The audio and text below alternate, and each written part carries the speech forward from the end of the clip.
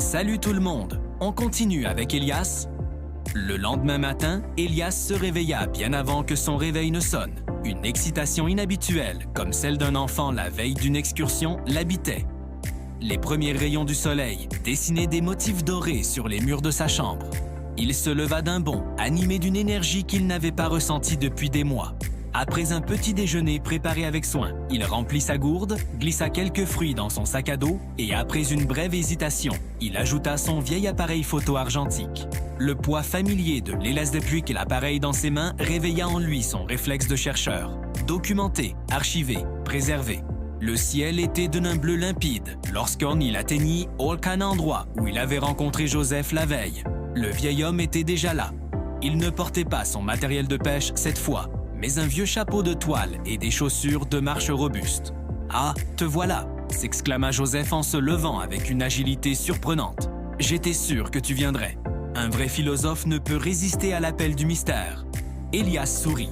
« Je n'aurais pas manqué ça pour rien au monde. » Joseph lui indiqua la direction. « Ce que je veux te montrer est à environ 1 heure de marche en amont.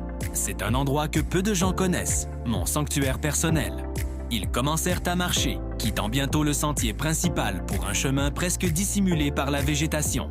La rivière se faisait plus étroite mais plus vive, dévalant avec énergie entre des berges escarpées.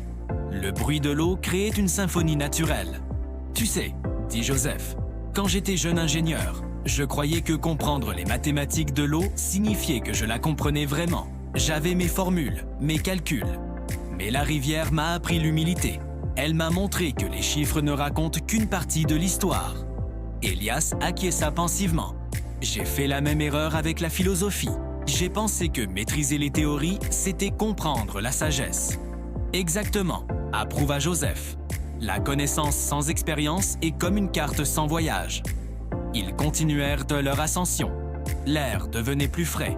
Soudain, Joseph s'arrêta. « Nous y sommes presque, mais avant, je veux que tu fermes les yeux. » Intrigué, Elias obéit.